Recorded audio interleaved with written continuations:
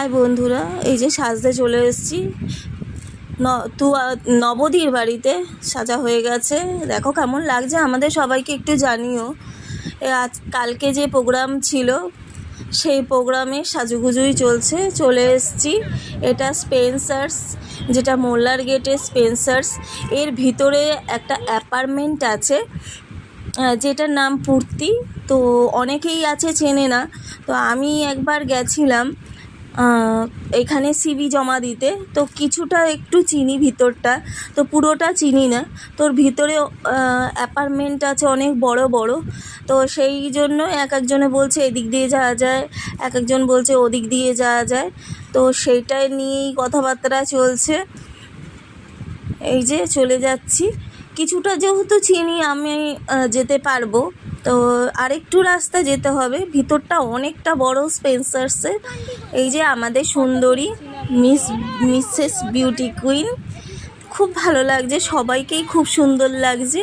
তো তোমাদের কাকে কেমন লাগছে একটু জানিও। এই দিদিটাকেও ভালো লাগছে, শিখাদি। ওর তো মানে কথাই হবে না, সব থেকে সুন্দর লাগছে, সবাইকেই ভালো লাগছে। তো ও সবাই নিজের মতন করে সাজুগুজু করেছে।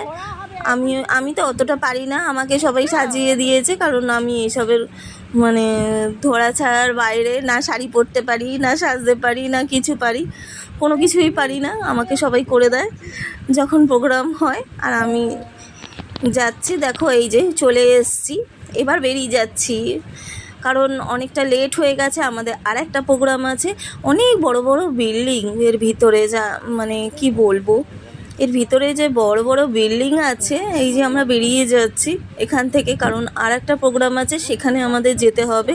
সেখানে সময় হয়ে গেছে, চলে এসেছি, সবাই ফটো তুলছে। তো এই প্রোগ্রামটা হচ্ছে তোমার 1 নম্বর গেটের ভিতরে বাটা।